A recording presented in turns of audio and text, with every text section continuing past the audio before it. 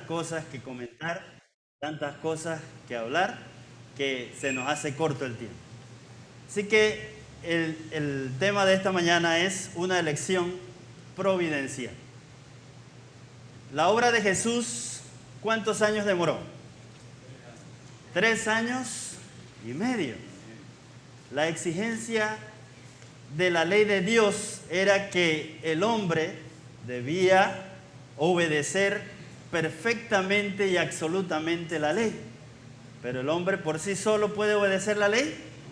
No puede obedecer la ley.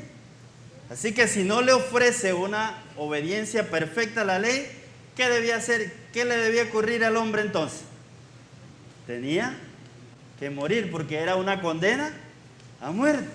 Y ningún ser humano podría ofrecerle a la ley lo que exige. Así que cada uno estábamos, dice, bajo sentencia ¿de qué? De muerte. Así que como el creador de todos los seres humanos, Jesús ofreció entonces vivir y morir en lugar ¿de quién? De todos los seres humanos, para luego entonces resucitar e interceder por cada uno de los penitentes. Y el santuario ilustra todos los pasos que Jesús tomó para salvar. En un tema anterior que nosotros presentamos aquí, cómo Jesús pasó por el santuario, en todos los ámbitos, lo que fue el campamento. Por 3 años y medio Él habitó en nuestro medio. Y de ahí, entonces, cada paso del santuario, dice, fue uno de los pasos que Jesús hizo en el plan de salvación. También lo vemos en el altar de sacrificio, cuando Jesús presentó su vida perfecta en el Getsemaní y el Padre lo colocó sobre su propio Hijo, cada uno de los pecados de la raza humana. El lavacro, la fuente del lavacro, Él cuando resucitó, después de resucitar, entonces pasó 40 días ¿con quién? Con los discípulos. ¿Cuáles eran los propósitos fundamentales de estar aquellos 40 días después de la resurrección de Jesús?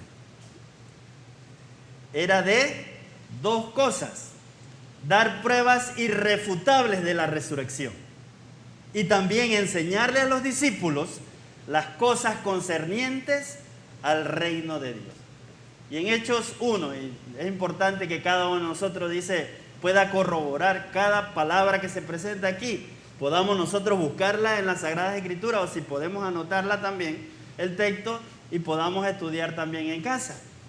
Porque hay muchos textos que no vamos a tener la oportunidad de leerlos, pero solamente los voy a mencionar, ustedes lo pueden también anotar. Hechos 1:3 nos dice: a quienes también después de haber padecido se presentó vivo con muchas pruebas indubitables, apareciéndoles durante 40 días y hablándoles acerca ¿de qué? Del reino de Dios.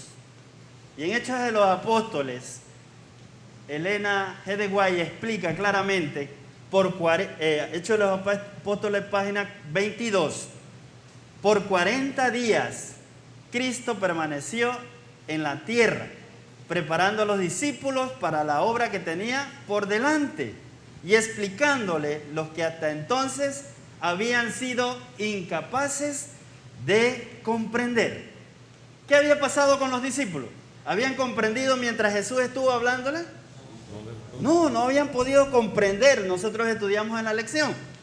Les habló de los profetas concernientes a su advenimiento, su rechazo por los judíos y su muerte, mostrando que todas las especificaciones de estas profecías, voy a quitarme un momento, se habían cumplido.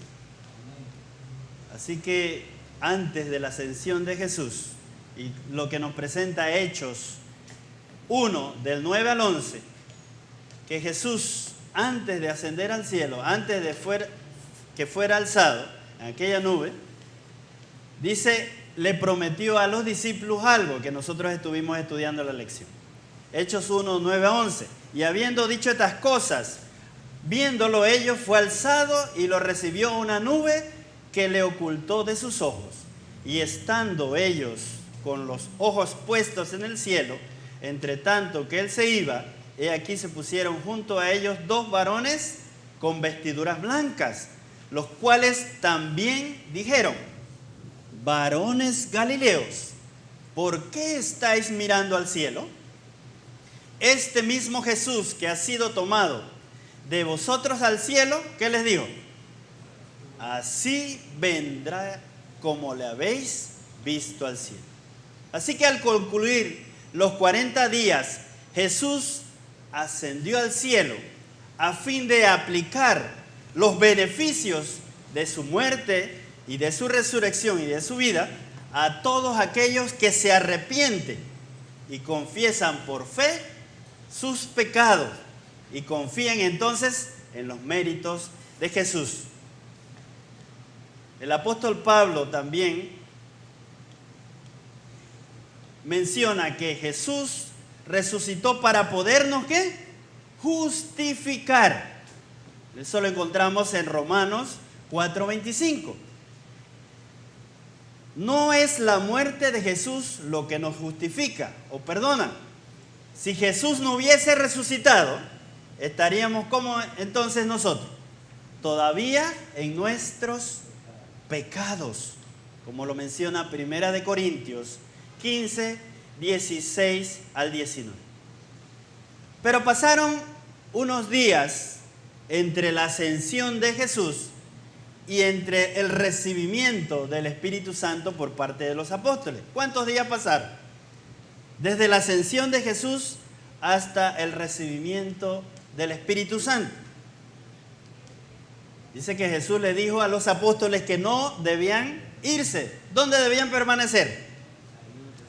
Ahí en Jerusalén. Así que ellos regresaron al Monte de los Olivos y entraron en el aposento de alto para esperar aquella promesa que el Señor les había dado. Así que ellos empezaron, ¿qué? A orar, estudiaron concienzudamente las profecías y dice que pusieron todas sus propiedades a disposición de la obra.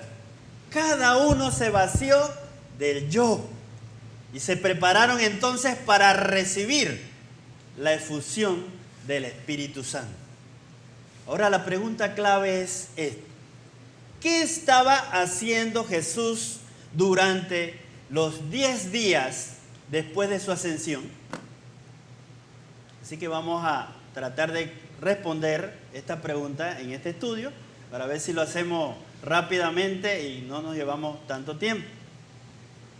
¿Cuántos habían presentes en el aposento alto? Y vamos a buscar Hechos 1:13 y pueden ayudarme también, así que se buscan ágilmente la palabra de Dios y puedan, no sé si pasan el micrófono rápido también y alguien lo pueda leer. Hechos 1:13 y vamos a ver cuántos discípulos estaban en el aposento alto. Ajá, nos dice, y entrados subieron al aposento alto donde moraban Pedro y Jacobo y Juan y Andrés, Felipe y Tomás, Bartolomé y Mateo, Jacobo, hijo de Alfeo, y Simón Celotes y Judas, hermano de Jacobo. Ajá, si nosotros empezamos a contar cuántos discípulos habían en el aposento alto. 11 discípulos. Ahora, ¿por qué había 11? Sabemos que lo que había ocurrido con Judas Iscariote, el que traicionó a Jesús. Así que estaban presentes solamente 11 de los discípulos, faltaba uno. Por lo tanto, entonces, como la cita bíblica que nosotros leímos, Pedro se levantó a explicar por qué faltaba ¿quién?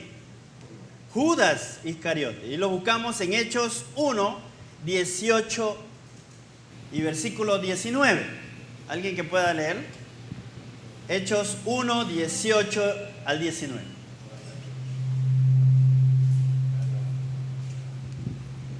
Hechos 1, 18. Este pues, con el salario de su iniquidad, adquirió un campo y cayendo de cabeza, se reventó por la mitad y todas sus entrañas se derramaron. Y fue notorio a todos los habitantes de Jerusalén, de tal manera que aquel campo se llama en su propia lengua Acéldama, que quiere decir campo de sangre. Cuando nosotros estudiamos esta parte que aparece en Hechos 1, 18 y 19, parece que contradice lo que se dijo en otros evangelios, cuando decía que Judas vino y se ahorcó. Acá dice que él se reventó, ¿qué? Por la mitad, pero no hay ninguna contradicción. Y vamos a ver qué nos dice Elena G. de Guay en El deseado de toda la gente explicando este asunto. Página 670. Más tarde, ese mismo día, en el trayecto del tribunal de Pilato al Calvario, se produjo una interrupción en los gritos y burlas de la perversa muchedumbre que conducía a Jesús al lugar de la crucifixión. Mientras pasaban por un lugar retirado, vieron al pie de un árbol seco el cuerpo de Judas. Dice que era un espectáculo repugnante. Acá adentro hay un... Espera un momento, que hay alguien que tiene el micrófono abierto, ¿sí? Sí, aquí el deseado de toda la gente, página 670, Elena G. White explica, no hay contradicción. Judas intentó ahorcarse, pero dice que aquella rama donde se ahorcó, ¿qué sucedió? Se reventó y cayó en el suelo y se partió, dice, se esparramó y se salieron todas sus vísceras. Aquí lo dice. Más tarde, ese mismo día, en el trayecto del tribunal de Pilato al Calvario, se produjo una interrupción en los gritos y burlas de la perversa muchedumbre que conducía a Jesús al lugar de la crucifixión. Mientras pasaban por un lugar retirado, vieron al pie de un árbol seco el cuerpo de Judas. Era un espectáculo repugnante. Su peso había roto la soga con la cual se había colgado del árbol.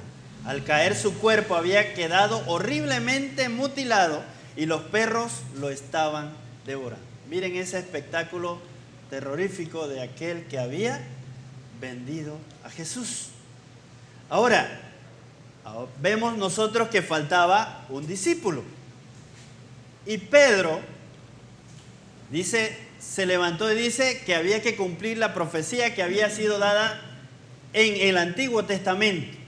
¿Por quién? ¿Por quién había sido dada esta profecía? Por David. Así que miren, mientras durante aquellos días, aquellos 10 días, estos apóstoles hicieron algo más.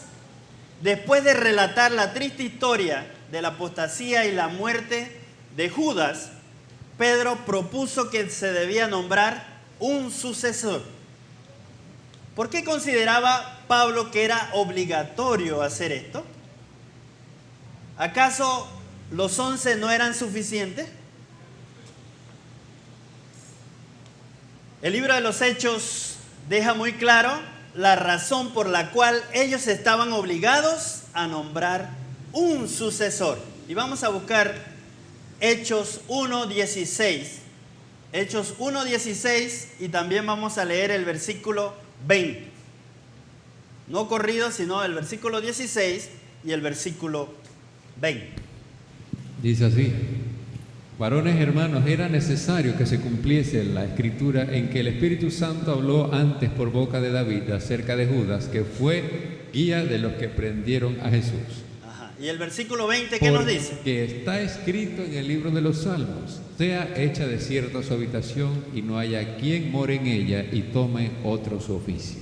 Entonces esa profecía había sido dada ¿por quién? Por David, en Salmos. Y nosotros lo podemos encontrar que eso, cuando dice sea desierta su habitación y no haya quien more en ello, también lo encontramos en Salmos 69:25. Y tome otro su oficio, que lo encontramos también en Salmos 109, del 7 al 8. Así que, como hemos visto, por 40 días Jesús le había hablado a sus discípulos en cuanto a las cosas concernientes al reino de Dios, como lo menciona Hechos 1:3. Sin duda alguna le había también explicado todas las profecías concernientes en el Antiguo Testamento. Y Pedro trajo entonces eso a colación. Había dos profecías que habían sido anunciadas de antemano: la apostasía de Judas y la necesidad imperativa de entonces nombrar ¿a qué? A un sucesor. Y hay un mito acerca de que Saulo de Tarso debía ser el sucesor de Judas. Un mito entre los adventistas, y muchas personas han creído eso durante mucho tiempo, que los apóstoles se apresuraron para elegir al sucesor de Judas, que según esta teoría, si los discípulos hubiesen sido pacientes, Dios habría elegido entonces al apóstol Pablo para tomar el lugar de Judas. Pero el problema de esta especulación sin fundamento bíblico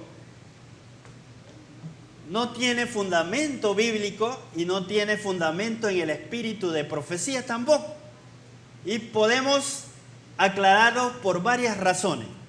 En primer lugar, la primera razón, Pedro dejó muy claro que era indispensable que ese sucesor de Judas fuera testigo ocular del ministerio de Jesús, desde los tiempos de Juan el Bautista hasta la ascensión de Jesús. Debía cumplir ¿qué? Un requisito, que tenía que ser testigo ocular desde Juan el Bautista hasta la ascensión de Jesús. Ahora, ¿Pablo cumplía ese requisito? ¿Cuántos años después de la ascensión de Jesús vino Pablo? 3 años y medio después de la ascensión de Jesús vino Pablo. Así que ese requisito no lo cumplía ¿quién? Pablo. En Hechos 1, 21 y 22 nos dice claramente sobre este punto. ¿Qué nos dice Hechos 1, 21 al 22? A ver si le pasan el micrófono para que pueda salir también por Zoom, porque están escuchándonos algunos acá también. Es necesario pues que de los hombres, dice, que nos acompañan todo el tiempo que el Señor Jesús anduvo entre nosotros, empezando desde el bautismo de Juan hasta el día en que fue llevado al cielo. Uno de ellos, dice, sea testigo con nosotros de su resurrección. Así, entonces claramente presentan las condiciones del discípulo que tenía que reemplazar ¿a quién? A Judas. Tenía que ser testigo ocular desde Juan el Bautista hasta la ascensión de Jesús. En segundo lugar, ya vimos el primer lugar, qué condiciones tenía que cumplir el sucesor de Judas.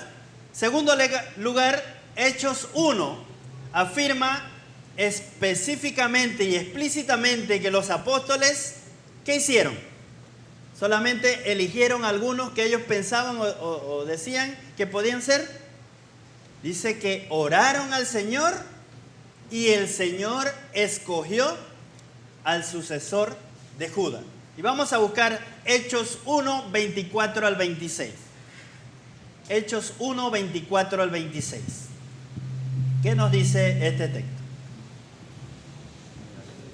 Y orando dijeron: Ajá. Tú, Señor, que conoces los corazones de todos, muestra cuál de estos dos ha sido escogido, para que tome la parte en este ministerio el apostolado del que cayó Judas por transgresión, para irse a su propio lugar.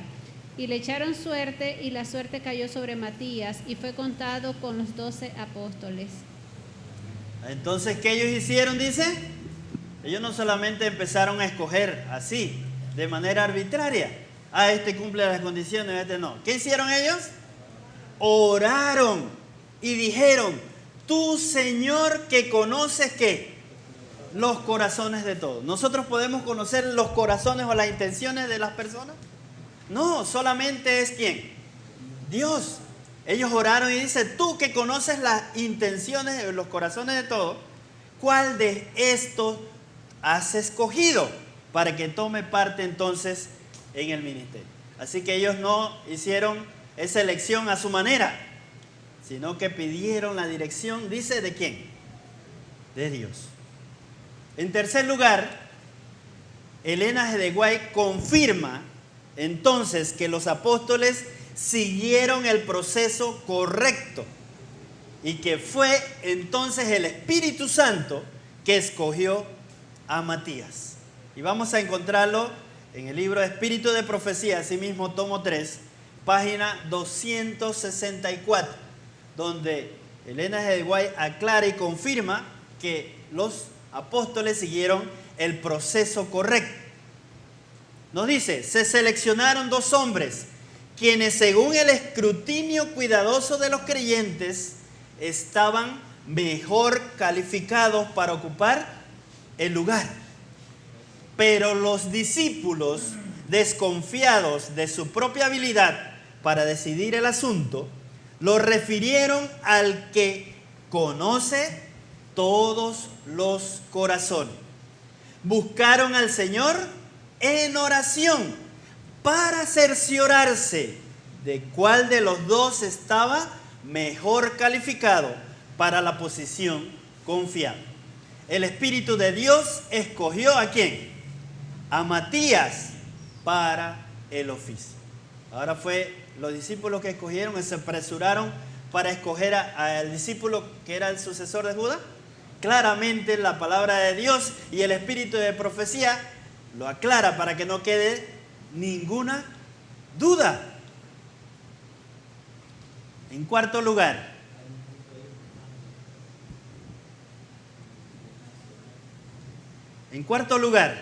sí, ahorita le pasamos el micro.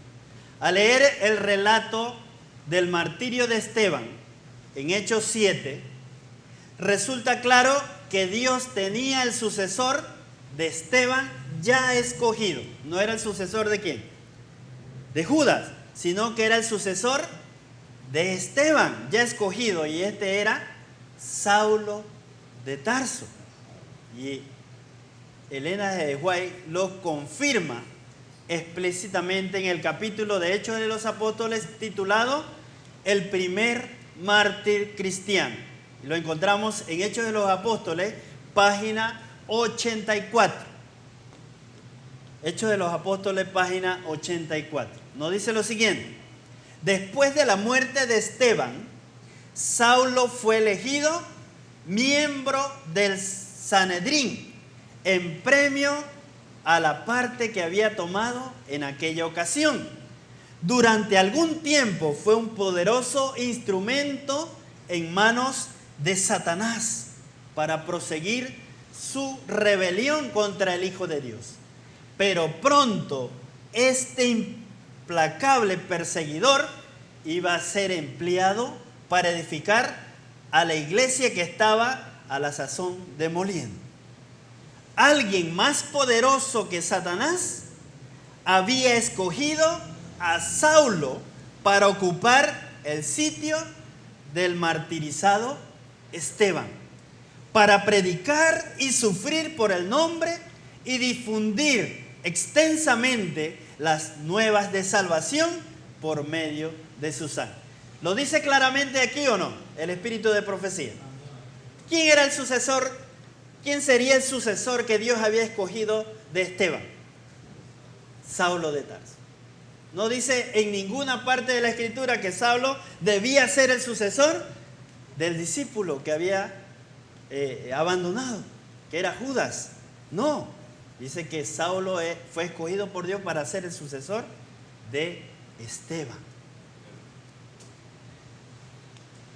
Ahora vamos a repasar algunos puntos clave. Primero, las profecías del Antiguo Testamento anunciaron de antemano la apostasía de ¿quién? De Judas, y la obligación entonces de escoger un sucesor. Segundo, los discípulos siguieron entonces cada uno de los pasos correctos para poder elegir el sucesor. Ahora una pregunta muy interesante que nos podíamos hacer nosotros. ¿Por qué era necesario cumplir esta tarea antes de que Dios derramara el Espíritu Santo en el día del Pentecostés? ¿Por qué era tan necesario que se escogiera a este discípulo antes del derramamiento del Espíritu Santo? ¿Por qué no esperar un poco? ¿Por qué era tanta la urgencia? Había una profecía del Antiguo Testamento que indicaba que era obligatorio nombrar un sucesor antes de que Dios pudiese derramar entonces el Espíritu Santo en el día del Pentecostés. Claro que sí. La respuesta a esta pregunta nosotros podemos hallarla en la importancia que tiene el número 12. ¿Qué importancia tiene el número 12 en la Biblia? Y el apóstol Pablo empleó una palabra muy importante cuando relató la historia de la apostasía de Judas y la necesidad entonces de reemplazarlo. Y lo buscamos en Hechos 1:17. ¿Qué nos dice esto? Cuando Pablo explicó acerca de la apostasía de Judas. Hechos 1:17. Y otro que busque Hechos 1:26. Y era contado con nosotros y tenía parte en este ministerio. ¿A quién se está refiriendo en este versículo? A Judas. Dice, ¿y fue qué? Contado. Ahora, ¿el Señor Jesús llamó a Judas? ¿Ah? El Señor Jesús no llamó a Judas, pero Judas quiso ir con Jesús. Ahora Jesús le dice, no, tú vete, no, tú no puedes estar conmigo. No, el Señor, ¿qué hizo? Lo recibió, lo acogió y trató, dice, en todas las maneras de que el Espíritu Santo le impresionara su corazón. ¿Pero qué hizo Judas? Rechazó constantemente la voz ¿de qué? Del Espíritu Santo tocando a su corazón para que se convirtiera completamente. Y en Hechos 1:26, cuando Matías fue elegido como sucesor de Judas, nuevamente aparece esta palabra que dice contado. ¿Qué nos dice Hechos 1:26?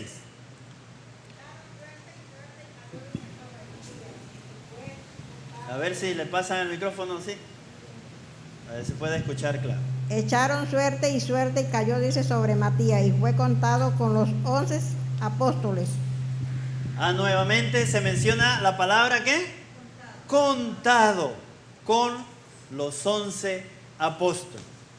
Así que Hechos 1:17 nos dice que antes de su apostasía, Judas era contado con los 11. Y después de elegir a Matías también fue contado con los 11 apóstoles. Ahora, ¿el número 12 es importante? El número 12 es de crucial importancia y era obligatorio que hubiese 12 apóstoles antes del día del Pentecostés. No bastaba con 11. Ahora preguntamos ¿por qué? ¿Cuál es el significado del número 12? Y vamos a buscar Apocalipsis 12:1 y vamos a empezar a captar la importancia que tiene entonces el número 12. ¿Qué nos dice Apocalipsis 12:1? Apareció en el cielo una gran señal, una mujer vestida del sol con la luna debajo de sus pies y sobre su cabeza una corona de 12 estrellas. Aquí vemos algo muy interesante, nos dice una corona de ¿qué? De 12 estrellas. ¿Qué representa la mujer en este versículo? Representa a la iglesia fiel de Dios. ¿Y cómo podemos saberlo nosotros?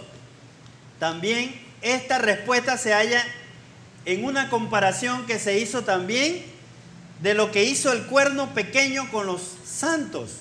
Y lo buscamos en Daniel 7:25, que hace un paralelo entonces con Apocalipsis 12:1. ¿Qué nos dice Daniel 7:25?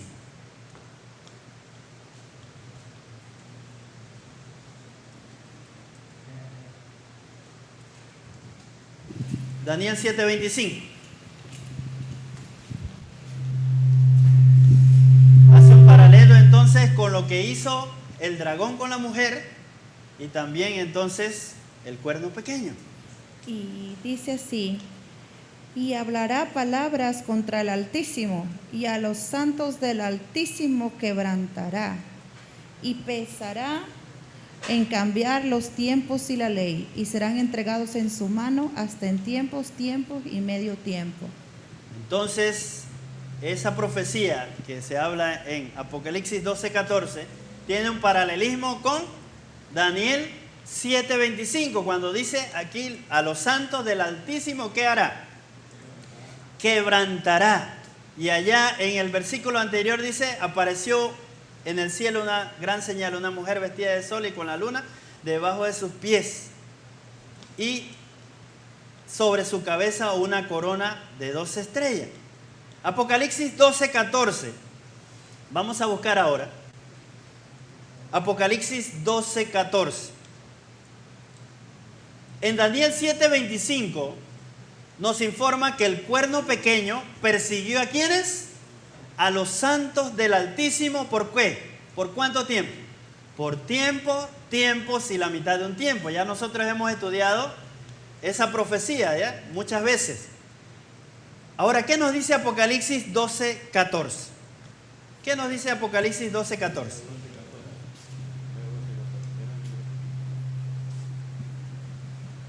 Dice en Apocalipsis 12:14: pero la mujer le fueron dadas 2 alas como de águila para que volara de la presencia de la serpiente al desierto, a su lugar donde es sustentada por un tiempo y medio.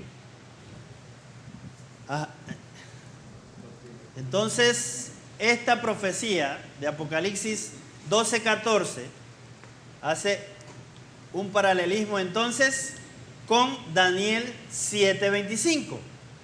Porque en la profecía de Daniel 7:25 el dragón es paralelo ¿a quién?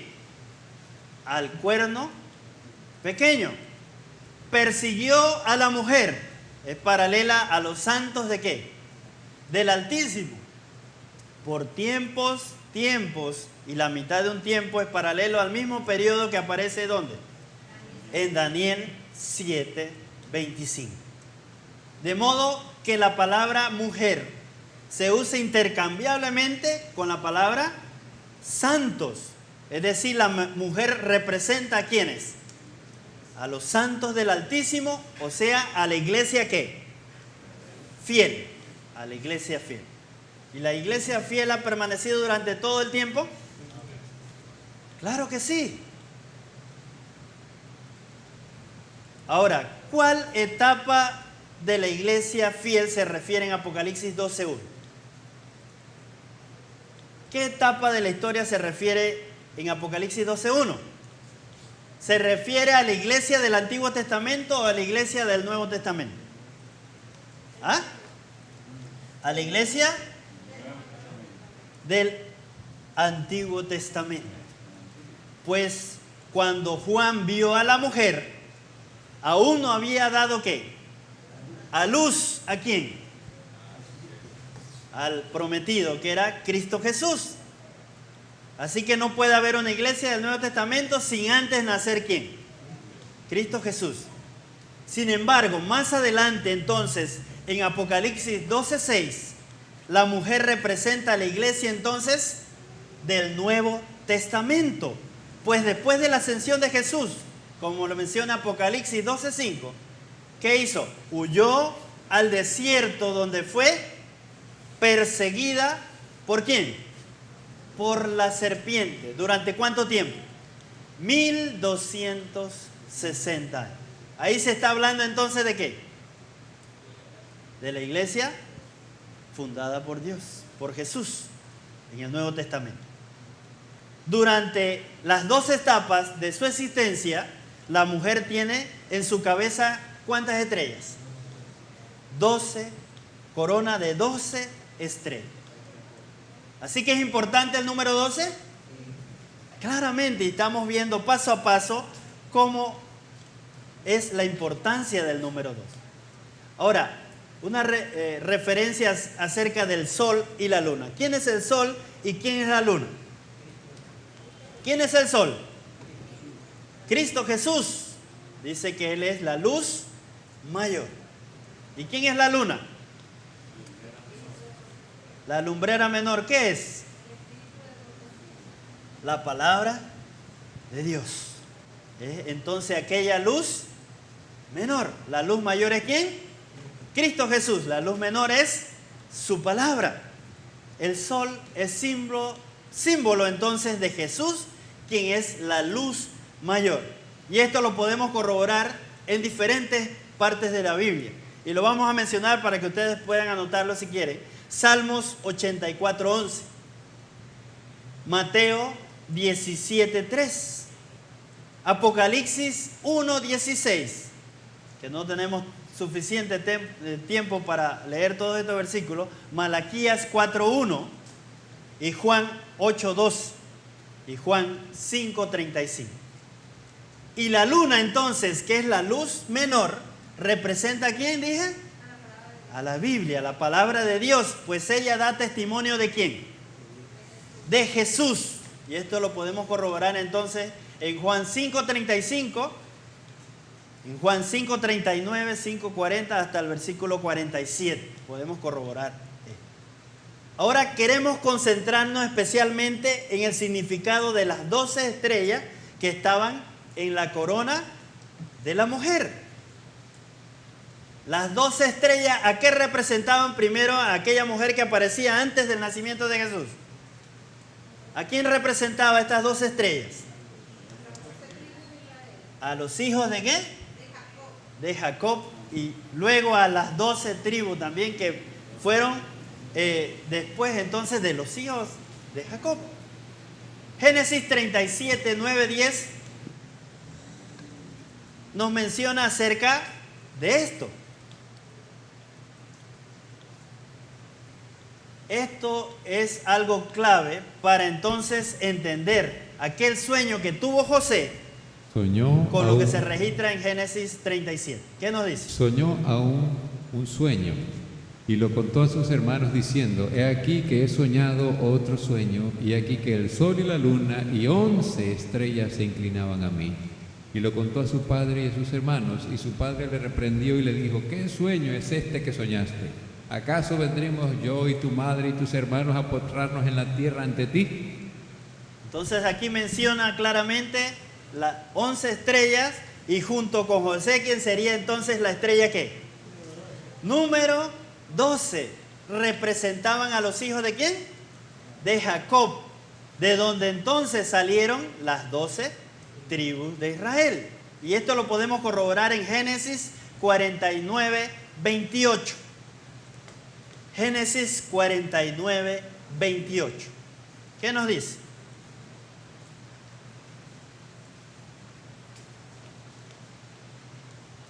¿Alguien que lo pueda tener? También de Zoom también pueden participar.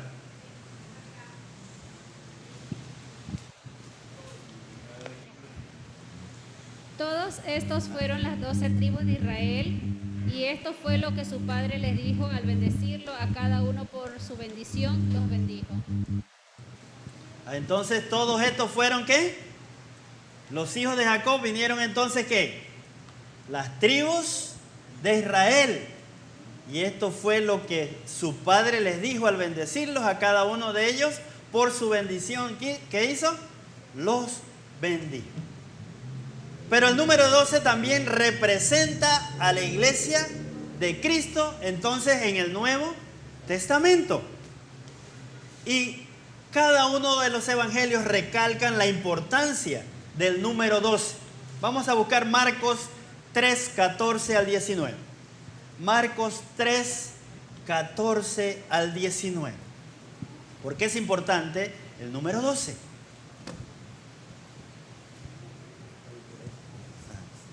por atrás. Por atrás. Y estableció a 12 para que estuviesen con él y para enviarlos a predicar, y que estuviesen en autoridad para sanar enfermedades y para echar fuera demonios. A Simón, a quien puso por sobrenombre Pedro, a Jacobo, hijo de Zebedeo, a Juan, hermano de Jacobo, a quienes apellidó Boanerges, esto es, hijos del trueno, a Andrés, Felipe, Bartolomé, Mateo, Tomás, Jacobo, hijo de Alfeo, Tadeo, Simón, el cananista, y a Judas Iscariote, el que le entregó, y vinieron a casa. Así que era importante el número 12, o solamente Jesús dijo, no, yo voy a escoger 12, ese es porque yo quiero. No, porque estaba escrito en la profecía, y estableció, dice, a 12 para que estuviesen, ¿qué? Con él. Y menciona los nombres de todos, hasta dice a Judas Iscariote, Iscariote, el que le entregó. De modo que podemos ver entonces nosotros que el número 12 es simbólico, que representa entonces al pueblo de Dios en el Antiguo, ¿y cuándo? En el Nuevo Testamento. Y aún más allá podemos nosotros corroborar, dice que en el cielo también, vamos a leer alguna cita también. Y Elena de White fue muy específica en cuanto al significado entonces del número 12. Y esto lo vamos a encontrar en Hechos de los Apóstoles, página 16. Donde nos dice, así como el Antiguo Testamento, los 12 patriarcas eran los representantes de Israel, así los 12 apóstoles son los representantes ¿de qué? De la iglesia evangélica. Así que es importante el número 12. Al establecer 12 apóstoles, Jesús estaba indicando que la iglesia del Antiguo Testamento es una continuación. La iglesia del Nuevo Testamento era una continuación de la iglesia ¿de qué? Del Antiguo Testamento. Los hijos de Jacob inauguraron la iglesia del Antiguo Testamento y los 12 apóstoles continuaron entonces en el Nuevo. El pueblo de Israel se originó ¿de cuántos individuos? De los 12 hijos de Jacob. Y luego se multiplicaron entonces para formar una gran nación. Igualmente entonces la iglesia cristiana se originó por 12 individuos que fueron los 12 apóstoles, que luego se multiplicaron por medio de la evangelización y formaron entonces una gran nación espiritual. Y mencionamos algo muy importante. Solamente se menciona ¿qué? ¿Se mencionan varias mujeres? ¿Que una mujer acá en el Antiguo y otra mujer en el Nuevo? No, una sola mujer que simboliza a la iglesia de todas las épocas. La mujer antes de nacer Jesús era ¿quién?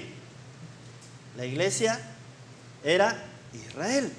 Y la mujer durante los 1260 años, ¿quién era? La iglesia cristiana fiel. Y el remanente viene entonces de la misma mujer ahora en el tiempo del fin. Ahora, vamos a volver al punto anterior. No nos hemos apartado, sino que estábamos refiriendo a la importancia del número 12. ¿Por qué había tanta urgencia de nombrar al sucesor de Judas antes que se derramara el Espíritu Santo en el Pentecostés? Sabemos, y nosotros hemos mencionado en otros temas anteriores, que a la vez que se estaba derramando el Espíritu Santo había un suceso muy importante que se estaba dando en el cielo. ¿Y qué era? La ceremonia de la unción de Jesús como sumo sacerdote. Porque entró, dice, una vez y para siempre, ¿dónde? En el santuario celestial. No como algunos lo dicen, que entró inmediatamente al lugar santísimo. No, él entró ¿al qué?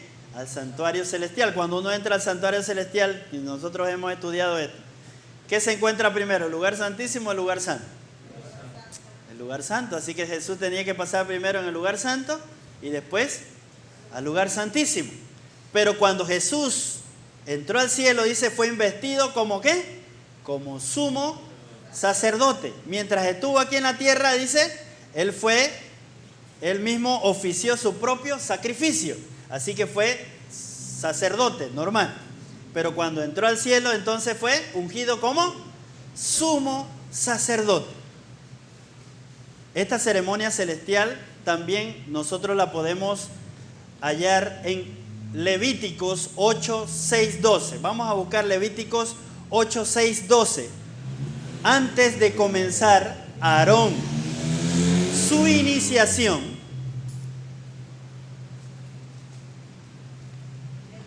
fue ungido entonces como sumo sacerdote.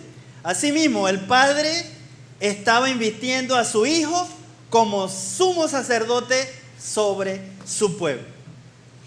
¿Qué nos dice Levíticos 8, 6, 2? Esta misma ceremonia que sucedió en el cielo se hallaba prefigurada entonces en el ritual del Antiguo Testamento. Levíticos 8:6 dice: entonces Moisés hizo acercarse a Aarón y a sus hijos y los lavó con agua, y puso sobre él la túnica, y le ciñó con el cinto, le vistió después el manto, y puso sobre él el efod, y lo ciñó con el cinto del efod, y lo ajustó con él. Luego le puso encima el pectoral, y puso dentro del mismo los urim y tumim. Después puso la mitra sobre su cabeza, y sobre la mitra enfrente puso la lámina de oro, la diadema santa, como Jehová había mandado a Moisés. Y tomó Moisés el aceite de la unción, y ungió el tabernáculo, y todas las cosas que estaban en él, y las santificó. Y roció de él sobre el altar 7 veces, y ungió el altar y todos sus utensilios, y la fuente y su base para santificarlos, y derramó del aceite de la unción sobre la cabeza de Aarón, y lo ungió para santificarlo. Entonces aquí claramente se ve todo el ritual que se hizo en Aarón. Ahora, ¿eso tendría referencia a lo que ocurriría con Jesús cuando entraría en el cielo después de su resurrección? Cada uno de estos pasos, dice, colocó las vestiduras de sumo sacerdote pieza por pieza. Luego de vestirlo, ungió el tabernáculo a donde iba a ministrar, y Moisés entonces ungió su cabeza con aceite. Ahora, ¿esto habrá ocurrido también en el cielo? Claro que sí, porque todos estos rituales y toda cosa era del verdadero, de lo que iba a suceder. ¿Dónde? En el cielo. Y vamos a buscar Salmos 133. Salmo 133, donde el aceite dice que Moisés ungió a Aarón, fue tan abundante que se derramó sobre su barba y luego sobre sus mantos hasta caer finalmente ¿dónde? En los montes de Sión. ¿Qué nos dice Salmo 133? 1 y 2. Mirad cuán bueno, cuán delicioso es habitar los hermanos juntos en armonía. Es como el buen óleo sobre la cabeza, el cual desciende sobre la barba de Aarón, y baja hasta el borde de sus vestiduras. Entonces aquí dice, ahora la condición que tenían que tener los discípulos para poder recibir el Espíritu Santo se es mencionada aquí también. ¿Cómo debían estar ellos? Dice, mirad cuán bueno y delicioso es habitar los hermanos, ¿cómo? Juntos en armonía. Y lo dice, es como el buen óleo sobre ¿qué? La cabeza, el cual desciende sobre la barba. Y menciona entonces ¿a quién? A Aarón. Y baja hasta el borde de su vestidura, como el rocío de Hermón. Y desciende sobre los montes de Sión, porque allí envía Jehová ¿qué? Bendición y vida eterna. Así que después de concluir esta ceremonia, Aarón comenzó su obra como sumo sacerdote en favor de Israel. Asimismo, entonces, en el día del Pentecostés, cuando los hermanos estaban, dice, todos unánimes juntos. ¿En dónde estaban? En el aposento alto. El Padre vistió a Jesús con los mantos sumo sacerdotal y lo ungió ¿con qué? ¿Qué simboliza el aceite? Entonces fue ungido, dice, ¿con qué? Con el Espíritu Santo. El Espíritu Santo con que el Padre ungió a Jesús, dice que fue tan abundante, así como lo mencionaba en Salmos, que se derramó ¿hacia dónde? Hasta los montes de Sión, en donde estaban reunidos ¿quiénes? ¿Quiénes estaban en el monte de Sión? En el aposento alto. Todos los discípulos. Así que esa unción de Jesús en el cielo, esa efusión del Espíritu Santo con el cual fue ungido, fue tan abundante, dice, que llegó ¿hasta dónde? Hasta donde estaban todos los discípulos reunidos. Vemos entonces claramente esa porción del Espíritu Santo que fue derramada sobre los discípulos. ¿Por qué razón? Claro que sí. Entonces Jesús inició la obra de aplicar los beneficios de su expiación en el lugar santo a todo aquel que venía entonces con arrepentimiento y con fe. De esta obra el apóstol Pablo escribió en Hebreos 8, 1, 2. ¿Qué nos dice Hechos 1, 2? Y vamos a ver si vamos finalizando ya. Este es un tema sumamente importante, interesante, que es muy amplio, que podíamos abarcarlo no solamente en un solo tema, sino que en varios temas. Parte por parte, ir desmenuzando poquito a poquito. Hebreos 8, 1 y 2. Ahora bien, el punto principal de lo que venimos diciendo es que tenemos tal sumo sacerdote, el cual se sentó a la diestra del trono de la majestad de los cielos, ministro del santuario y de aquel verdadero tabernáculo que levantó el Señor y no el hombre. Entonces, tenemos que un sumo sacerdote que se sentó ¿dónde? A la diestra del trono de la majestad, ministro del santuario, y aquí aquel verdadero tabernáculo. ¿En dónde estaba el verdadero tabernáculo? El verdadero santuario. Este solamente era ¿qué? El que había aquí en la tierra era una figura del celestial. Ahora vamos a ir rápidamente a las vestiduras del sumo sacerdote, y no vamos a tener tiempo de leer todo, sino que ustedes puedan estudiar en su casa también Éxodo 28, del 15 al 30, donde se presenta, dice, todas las partes de las vestiduras y aquel pectoral que tenía que tener ese sumo sacerdote, en el cual había ¿qué? 12 piedras semipreciosas. Y ahí menciona en Éxodo 28, 15 y 21, 29 y 30, todas aquellas piedras. Dice ahí, menciona la hilera de piedra sádica, hilera de esmeralda, zafiro, diamante. ¿Cuántas piedras eran? 12. Y vamos a leer solamente lo que nos dice Obrero Evangélico, página 34 y 35. Cuando Elena G. de Guay explica acerca del significado de ese pectoral que usaba el sumo sacerdote. Acerca de Aarón, sumo sacerdote de Israel, está escrito: llevará a Aarón los nombres ¿de quién? De los hijos de Israel en el racional del juicio sobre su corazón, cuando entrare en el santuario, para memoria delante de Jehová continuamente. ¿Qué figura más hermosa y expresiva del invariable amor de Cristo? ¿Por quién? Por su iglesia. Nuestro sumo sacerdote, de quien Aarón era tipo, lleva a su pueblo sobre qué? Llevaba a su pueblo sobre su corazón.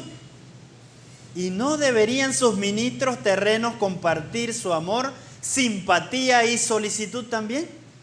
Claro que sí. Y vamos a ver qué nos dice Isaías 53, 4 y 6. ¿En dónde nos lleva Jesús? Y vamos a ver que entonces se fue colocado ese pectoral que se colocó sobre Aarón, también fue colocado sobre ¿quién? Sobre Cristo Jesús en el cielo. ¿Qué nos dice Isaías 53, 4, 6? Ciertamente Él llevó nuestras enfermedades, sufrió nuestros dolores, y nosotros le tuvimos por azotado, por herido de Dios y abatido. El 6 dice... El 5 sí. Mas Él herido fue por nuestras rebeliones, molido por nuestros pecados. El castigo de su paz fue sobre Él, y por su llaga fuimos nosotros curados. Todos nosotros nos descarriamos como oveja, cada cual se apartó por su camino. Mas Jehová cargó el pecado de todos nosotros. Entonces aquí menciona, dice que el Señor dice, sufrió todo ¿qué? Nuestros dolores. Fue herido por nosotros y abatido. Y por su llaga fuimos nosotros ¿qué? Curados. Ahora la pregunta que nosotros podemos recalcar y para ir finalizando, dice, ¿por qué tenían que ser 12 apóstoles? ¿Era necesario que se escogiese el número 12? Porque era un simbolismo. Jesús llevaba en su pectoral en el cielo ¿cuántas piedras? Lo mismo que... Y este representaba entonces a la iglesia que él había ¿qué? Fundado. ¿Y cuántos eran los que iniciaron? 2. Así que faltaba uno, tenía que nombrarse rápidamente antes que el derramamiento del Espíritu Santo y antes de que la unción de Jesús en el cielo se diera. Y que estuviese entonces completo. Y en el futuro habrá también una ciudad en donde habrán...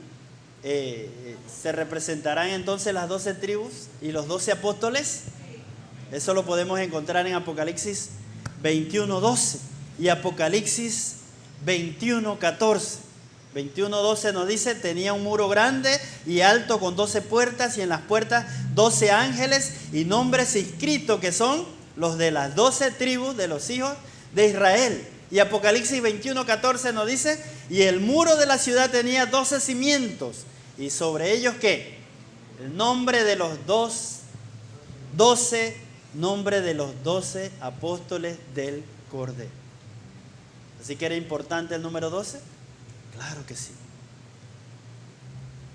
En Hechos de los Apóstoles, para finalizar ya, página 480 nos dice, ¿qué sostuvo al Hijo de Dios en su vida de pruebas y sacrificios? Vio los resultados del trabajo de su alma y fue saciado. Mirando hacia la eternidad, contempló la felicidad de los que por su humillación obtuvieron ¿qué? El perdón y vida eterna. Su oído captó la aclamación de los redimidos, oyó a los rescatados cantar el himno de Moisés y del Cordero. Mire qué es lo que sostuvo, dice, al Hijo de Dios para que hiciera este sacrificio en pro de cada uno de nosotros, para salvarnos de nosotros. Porque dice que vio y escuchó aquellas voces de aquellos cantar el himno de Moisés y del Cordero. Cada uno de nosotros tiene entonces la decisión en las manos de escoger a Dios o escoger al mundo, escoger a Dios o escoger a Satanás. No hay término medio. O escogemos, no hay, dice, yo puedo estar con el mundo y con el Señor. ¿Qué dice Dios cuando dice que el que está con el mundo, qué sucede? Se convierte en enemigo de Dios. ¿Queremos nosotros ser enemigos de Dios? No. Si nosotros vemos, por ejemplo, algunas películas que dicen que siempre, al final, siempre va a triunfar el bien. Aquí en la palabra de Dios, ¿quién va a triunfar? Y nosotros debemos estar del lado del que va a ¿qué? A triunfar. Cuando nosotros somos niños, siempre queremos estar del que gana. Asimismo, nosotros sabemos quién es el ganador en este conflicto. Y tenemos que ponernos de parte de ¿quién? de Dios que va a ser el vencedor. El Señor es claro en su palabra y no deja, dice,